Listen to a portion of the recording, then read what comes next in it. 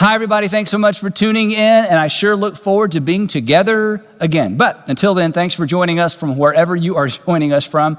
And for those of you who've allowed us to be your church while your local church is gearing up to reopen, we've enjoyed having you, and we hope that you will continue to join us from time to time. We will be here as long as you need us. Now, let's jump in to today's message. We're actually in part 2 of a 4-part series entitled Leading Through 3 Essentials for Navigating Uncertainty. As we talked about last time, the past several months have been challenging for all of us. They've been brutal for most of us, right? Financially, socially, mentally, relationally. So consequently, there's a sense in which we're all picking up the pieces, trying to move forward the best that we can. But many of us, perhaps you, many of us are responsible for helping other people move forward as well, right? Family members, employees, team members, maybe some students, members of the community. So if you're a parent, a manager, a business owner, a coach, a mayor, maybe a member of a city council, people are looking to you for direction. They're looking to you for inspiration. And most importantly, they're looking to you for hope. And here's what we know as leaders. Leading under normal circumstances, that's tough enough, right?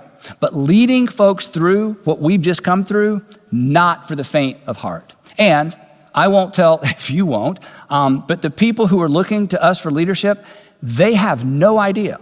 They have no idea how unprepared we really are, right? We said this last time. We don't have all the answers, right? And we don't always know what to do. And there's a sense in which we're all just kind of making this up as we go along. At least I know I am.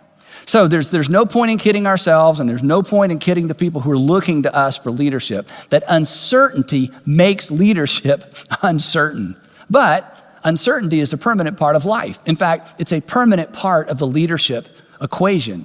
Uncertainty is why the world needs leaders. Uncertainty is why your family, your company, or your city needs you. So here's what we're doing. In this series, we're discussing 3 essentials for leading through times of uncertainty and disruption. These are non-negotiables. I think they're irreducible minimums. These are always important, but in times of uncertainty, they are more important than ever. So last week, we kicked things off with a narrative from the Old Testament that presented us with the big picture as it relates to our role as leaders and influencers. And we were reminded of this, that leadership is a stewardship. Leadership is a stewardship. It is on loan. It's an opportunity. It's a responsibility. We don't have people. We are responsible to people and for people. Leadership is a stewardship. And remember the second part of this? And it is temporary, right? The clock is ticking. Time will eventually run out on our influence, on our authority. Eventually, we either give it away or it'll be taken away. It's temporary because, well, we're temporary. And knowing that there's an expiration date should inform our posture and our tone and our humility as leaders. Leadership is a stewardship. It's temporary. And then here's the third part of our equation. We are accountable. Every leader is accountable to somebody. Every leader is accountable to somebody for how they steward or manage their influence. So if you're a theist, or more specifically, a Jesus follower, here's what we know. There's actually a divine component to this as well. So with that as the broad context, I want us to dive into the first of our 3 non-negotiables for leading in times of uncertainty. So here we go. Every leader exercises authority on 2 levels. One level is immediately apparent.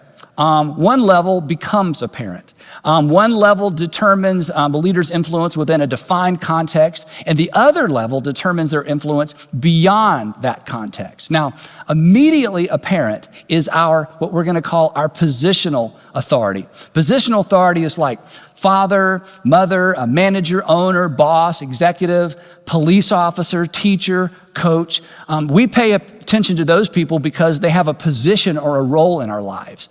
The second level of authority has nothing to do with a position. It has everything to do with influence. In fact, the people who have the most influence in our lives, often they have little to no actual official authority over us, right? It's just something about them that gives them influence in our lives. They have an authority that extends beyond a title or even a time frame. They have what we're going to call moral authority. Moral authority.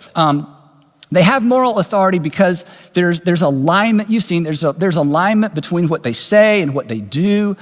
There's alignment between what they expect of us and what they expect of themselves.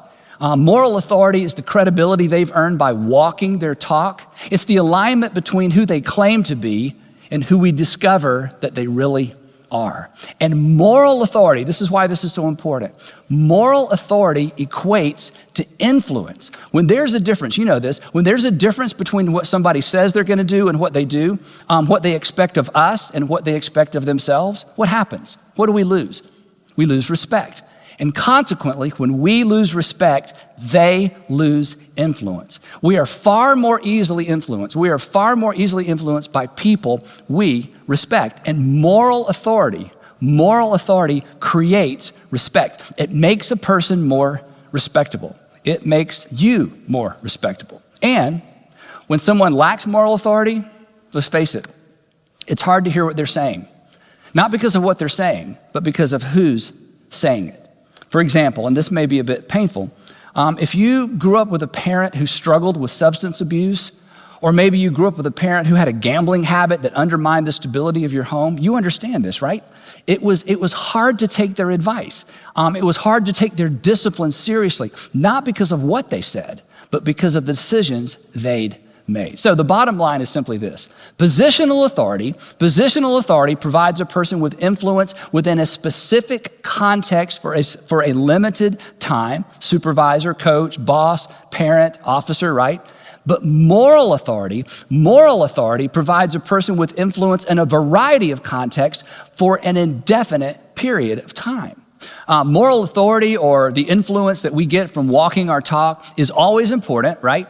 But it is more important than ever during times of uncertainty and disruption. Now, the Jewish scriptures, what we call the Old Testament, provides us with a ringside seat to the story of a leader, whose moral authority gave him extraordinary influence during a time of national instability and uncertainty. Nehemiah, who you're familiar with, Nehemiah was a Jewish exile who was living in Persia in the 5th century BC. He was the personal servant or attendant to King Artaxerxes of Persia, King Artaxerxes I. And by this time, when this story takes place, Israel had been a vassal state for about 250 years. They had no independence as a state for over 250 years. First, it was under the Assyrians, then the Babylonians, and now they're paying taxes to the Persians. And about 130 years before the incident we're going to look at today, about 130 years before this incident, Cyrus the Great, who conquered Babylon, and you'll remember Cyrus the Great from last week, Cyrus the Great, when he took over, he actually encouraged all the Jews living in Babylon to go home if they wanted to. He just said, hey, you can go back to the homeland. And a lot of them did, but a lot of them chose not to. And here's why. The Jews that had grown up in Babylon, this is 2 or 3 generations they'd been there, they just didn't feel much connection to the homeland. And Nehemiah's family was actually one of those families. So many decided to stay put in what was now Persia. But those families that did return to Judah, they had a terrible time. The nation had struggled economically and militarily for decades. The walls around the city hadn't been repaired since Nebuchadnezzar invaded the city like 100 plus years earlier. Israel's neighbors constantly took advantage of their weakness. They did everything in their power to stop Israel from becoming a superpower once again. And if you're familiar with Nehemiah's story, you'll remember that his heart was broken. His heart was broken over the plight of his people back in Judah. And so he began to pray, even though he had this very prestigious job, he began to pray for an opportunity to go back and to do something for the people of Judah. And eventually an opportunity presented itself. Actually, he presented his opportunity to his boss, King Artaxerxes I, and he asked the king for permission to travel to Judah to restore the economy, specifically in the city of Jerusalem. And the king not only granted his request, the king actually funded it. He even gave Nehemiah an official title. He would go back to Judah as the governor of Judah. Now, if you grew up in church, you know that Nehemiah is best known for how quickly he was able to get the people of Jerusalem to rebuild the wall around the city. And he certainly gained a measure of moral authority in the process because, if you'll remember, he actually worked on the wall himself. He didn't expect other people to do what he wasn't willing to do. But that's not the aspect of his story that I want us to focus on for the next few minutes. The broken down walls around the city of Jerusalem, that was just one of many problems facing the citizens in the city. After Nehemiah was there for several years, he discovered something even more insidious, even more dangerous than a few gaps in the wall. It took a while, but he eventually uncovered the root cause of the city's economic woes. Here's what he discovered. Before he got there, wealthy landowners and merchants from the regions surrounding Judah had loaned money to the Jews at exorbitant interest rates, This decimated the economy. So when Nehemiah shows up, he actually used his own money to purchase and cancel and pay off almost all of those loans. So suddenly the people of the city, they've got money to spend, and it kind of jump-started the economy. These impoverished citizens had cash on hand, right? But as time went by, Nehemiah began to hear disturbing rumors, disgusting rumors. And after some investigating, here's what he discovered. Wealthy Jews, many of them living in the city, began doing the very same thing that the outsiders had done. They began to do this to their own people. They were making high interest loans to the poor, and then they were requiring the poor to put up wives and children and farms as collateral for the loans. And then they would foreclose on the farms, and then they controlled the grain prices. And when all of this came to Nehemiah's attention, he was furious. In fact, the Old Testament book of Nehemiah, which is kind of his diary, describes exactly how he responded when he found out what had been going on. Here's what he wrote. He said, when I heard their outcry, the outcry of the poor, and I heard these charges, I was very angry. And I pondered them in my mind. He didn't respond or react immediately. I pondered them in my mind, and then I accused the nobles and officials, the most wealthy people in the city. And I told them, you are charging your own people interest? So I called together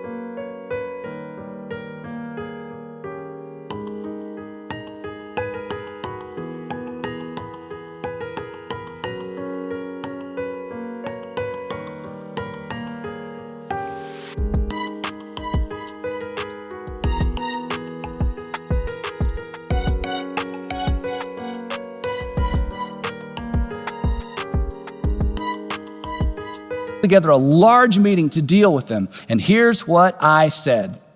He said, as far as possible, talking about he and the folks that had come with him from Persia, we have bought back our fellow Jews who were sold to the Gentiles. He said, when I got here, the people of this city were in so much debt to outsiders, I used my own money to get them out of debt. I used my own money to do this. And now I find out that you are selling your own people. You're selling your own people only for them to be sold back to us. He'd already spent a fortune buying Jewish citizens out of slavery to foreigners, and now he's having to do the same thing all over again. But this time, he's having to pay off these loans that had been made by Jewish citizens, people right there in the community.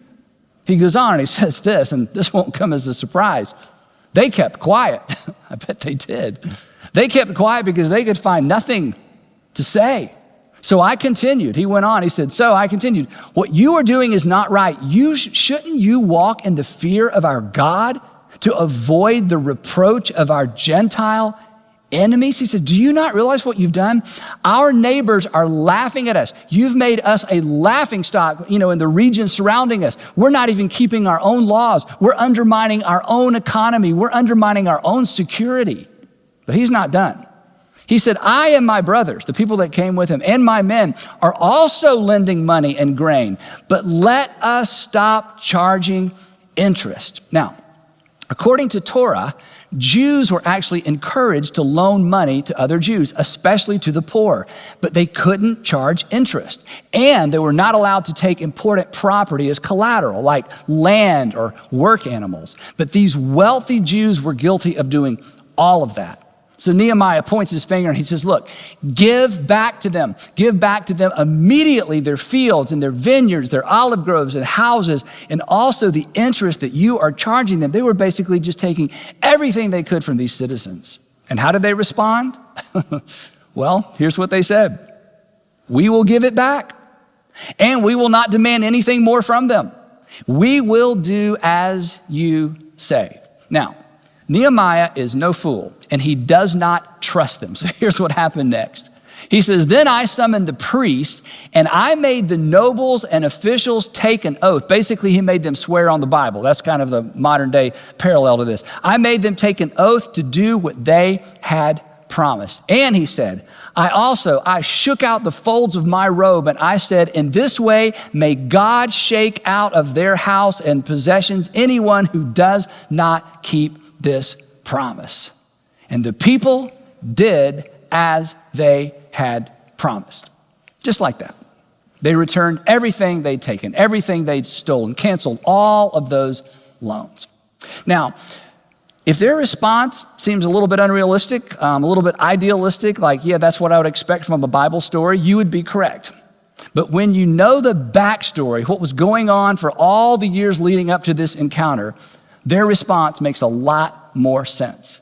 The reason Nehemiah's words carried so much weight was the way he had conducted himself for the 12 years he'd been back in the city of Jerusalem. His reputation preceded him, and his reputation stood in stark contrast to all the previous governors. Here's the reason his words carried so much weight. Moreover, he says, from the 20th year of King Artaxerxes, when I was appointed to be their governor in the land of Judah, until his 32nd year, that is 12 years, this is the way he's helping them understand the context. For 12 years, neither I nor my brothers ate the food allotted to the governor. Now, this is important. As the governor of Judah and as the governor of the city, basically, Nehemiah actually had a legal right to collect taxes for personal income. Plus, he was guaranteed a free allotment of food from the farmers in the region. And in his 12 years as governor, get this, in his 12 years as governor, he never once exercised those rights. He never once exercised that entitlement. He paid out of his own pocket. And this, again, was in stark contrast to the governors who'd come before him. In fact, this is what he says. He says, but the earlier governors, the governors before me, those preceding me, they placed a heavy burden on the people, and they took 40 shekels of silver, which was a fortune from them, in addition to food and wine. And not only the governor, their assistants, the assistants to the governors, also lorded it over the people. That the previous governors had abused their authority. And the wealthy citizens, of course, had taken their cues from who? From the previous governors. But I love this next statement. He says, but out of reverence for God, I did not act like that. Instead, I devoted myself to the work on this wall. All my men were assembled there for the work. That is, I didn't ask anyone to do what I wasn't willing to do myself. And we did not acquire any land. Now, why does he throw this in? Property ownership in those days, it was a sign of power. And Nehemiah is saying, look, I didn't go there either.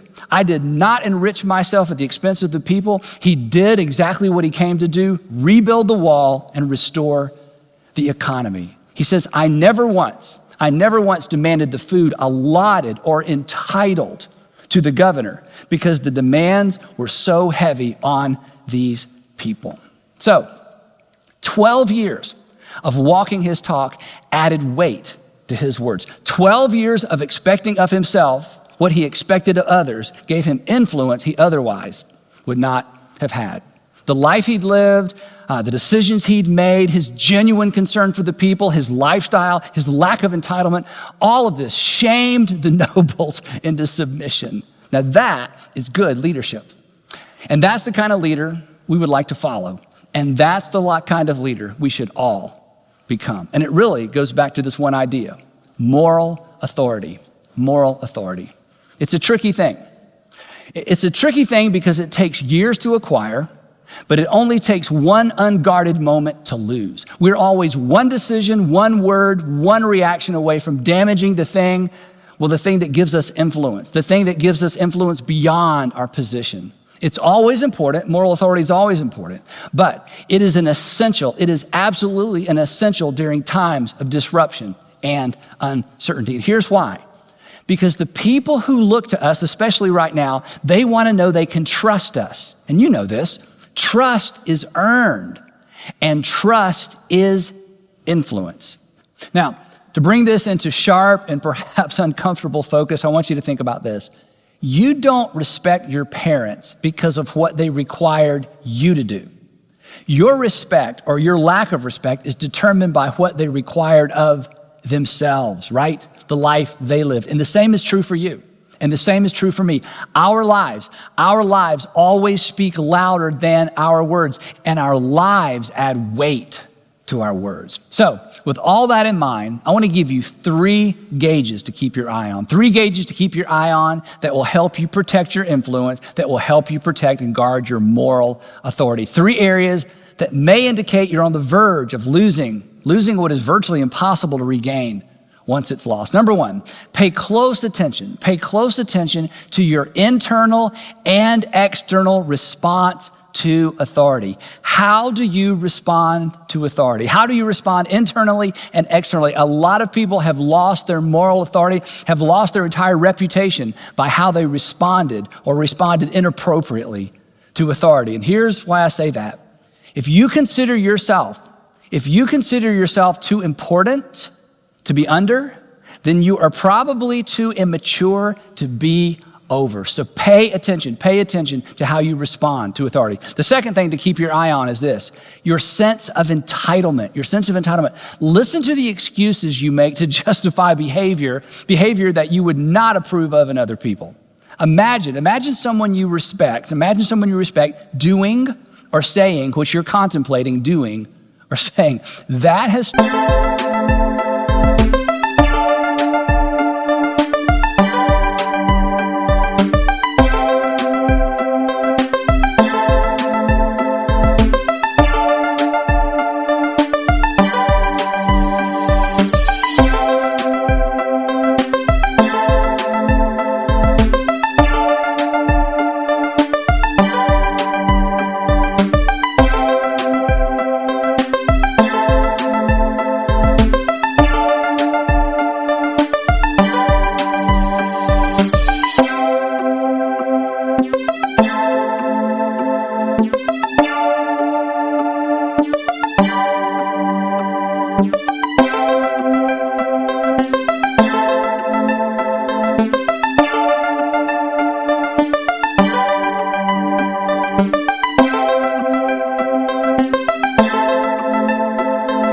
Stopped me in my tracks more times than I can remember, and honestly, more times than I even want to admit. Along these same lines, many years ago, probably 30 plus years ago, author and financial advisor Ron Blue, some of you are familiar with Ron Blue, he gave me some extraordinary advice. Here's what he said. He said, Andy, never do anything you wouldn't want people to find out about, or that you wouldn't want to have to stand up and explain to your congregation. Never do anything you wouldn't want people to find out about, or that you wouldn't want to have to stand up and explain to your congregation. I'm telling you, that one piece of advice has caused Sandra and me to walk away from numerous opportunities and investments, none of which were illegal. But here's the thing.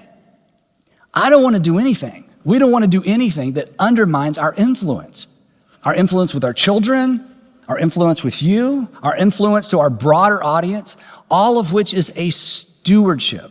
And here's the thing about entitlement. You know this. Entitlement is a slippery slope. Maybe, think about it, maybe you do deserve it, whatever it is. Nehemiah deserved it, but here's the thing. If taking what you deserve, don't miss this, if taking what you deserve undermines your influence, your moral authority, think twice. Because odds are, whatever it is that you deserve, whatever it is that you think you deserve, the day may come when you would be willing to return it for the influence and the respect you surrendered in order to get it.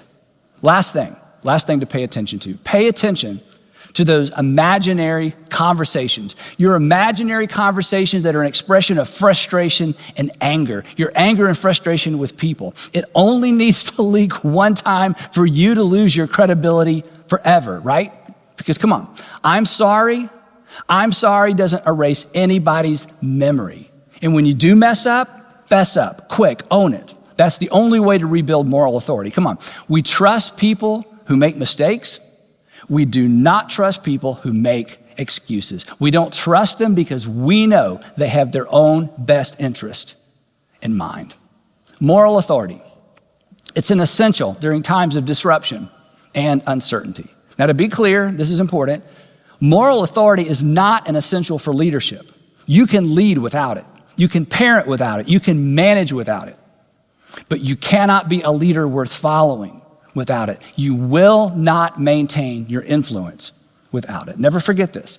People are usually defined, we talked about this last week. People are usually defined by their final chapter, not necessarily their finest chapter. And here's why. Because people are generally celebrated and remembered for their moral authority, not their positional authority. And the same will be true for you. Now, to help you remember this, here's a prayer that I've prayed for, again, 25 or 30 years. I bet I prayed this prayer at least once a day, sometimes multiple times a day. I just made this up. These are my words, but maybe this is something you want to carry into the week. Here's what I pray all the time. Heavenly Father, give me the wisdom to know what's right and the courage to do what's right, even when it costs me. Heavenly Father, give me the wisdom to know what's right and the courage to do what's right, even when it costs me. Your accomplishments may make your name known, but your character, your moral authority will determine what people associate with your name. So guard it at all cost. And we will pick it up right there next time in part 3 of Leading Through.